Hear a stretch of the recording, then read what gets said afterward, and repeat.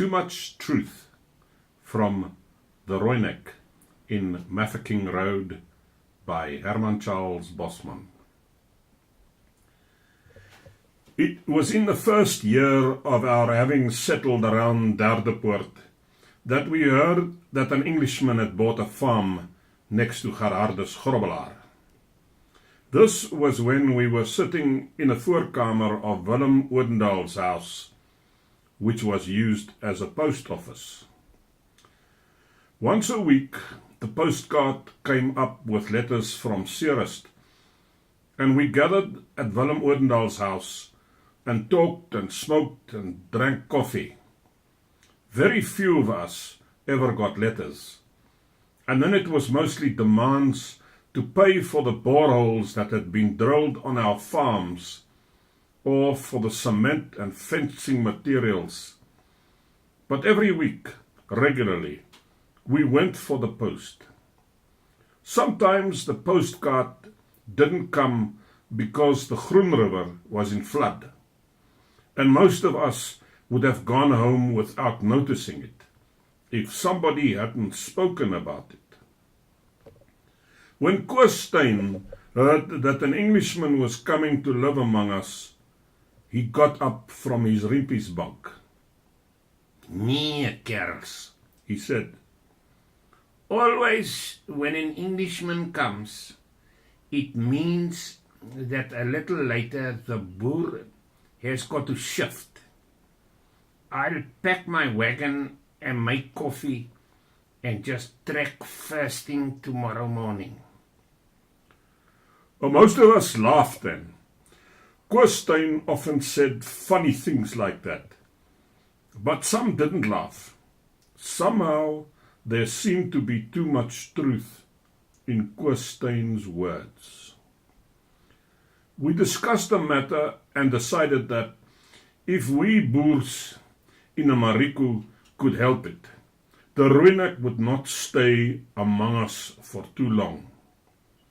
About half an hour later, one of Willem Odendahl's children came in and said there was a strange wagon coming along the big road.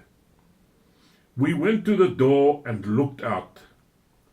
As the wagon came nearer, we saw that it was piled up with all kinds of furniture, and also sheets of iron and farming implements. There was so much stuff on the wagon that the tent had been taken off to get everything on. The wagon rolled along and came to a stop in front of the house. With the wagon there was a man who walked up to where we were standing. He was dressed just as we were, in shirt and trousers and veldskoens, and he had dust all over him. But when he stepped over a thorn bush, we saw he had socks on too.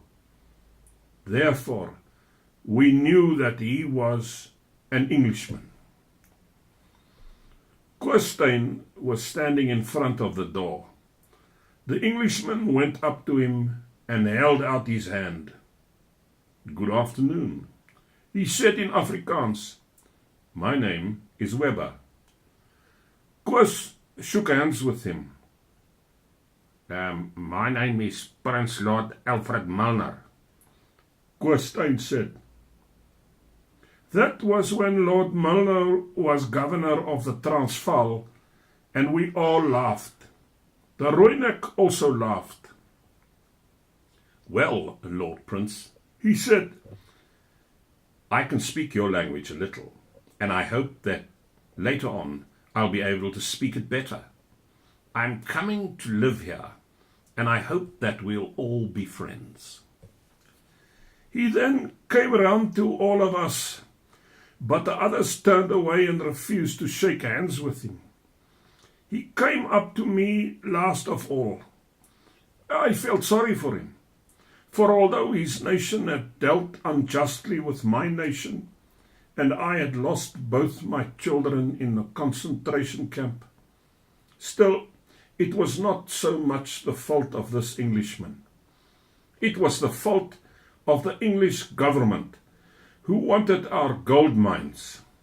And it was also the fault of Queen Victoria, who didn't like Wimpole Creer, because they say that when he went over to London, Wimpole spoke to her for only a few minutes.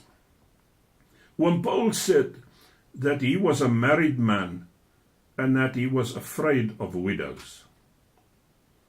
When the Englishman Weber went back to his wagon, Koos Steyn and I walked with him. Weber and Koos Steyn became very friendly. Koos Steyn's wife had had a baby just a few weeks before Weber arrived. It was the first child they had after being married for 7 years, and they were very proud of it. It was a girl. Koos Steyn had said that he would sooner it had been a boy, but that even so, it was better than nothing. Right up from the first, Weber had taken a liking to that child, who was christened Jemima, after her mother. Often, when I passed Koos Steyn's house, I saw the Englishman sitting on the front stoep with a child on his knee. In the meantime, the other farmers around here became annoyed on account of Koos Steyn's friendship with the Rooinek. They said that Koos Steyn was a henshopper and a traitor to his country. He was intimate with a man who had helped to bring about the downfall of the Afrikaner nation. Yet it was not fair to call Koos a henshopper. Koos had lived in the Graaf Reinet district when the war broke out, so that he was a Cape Boer and need not have fought.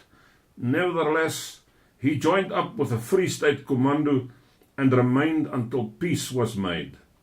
And if at any time the English had caught him, they would have shot him as a rebel, in the same way they shot Skeepers and others. Gerhardus Grobler spoke about this once when we were in Willem Odendahl's post office. You are not doing right. Gerhardus said, Boer and Englishman have been enemies since after Slagter's Neck. We've lost this war, but someday we'll win. It's the duty we owe to our children's children to stand against the Rooineks. Remember the concentration camps. There seemed to me to be truth in what Gerhardus said. But the English are here now, and we've got to live with them. Koos answered, when we get to understand one another, perhaps we won't need to fight anymore. This Englishman Weber is learning Afrikaans very well, and someday he might also be one of us. The only thing I can't understand about him is that he has a bath every morning. But if he stops that, and if he doesn't brush his teeth anymore, you'll hardly be able to tell him from a Boer. Although he made a joke about it, I felt that there was also truth in what Koos Steyn said.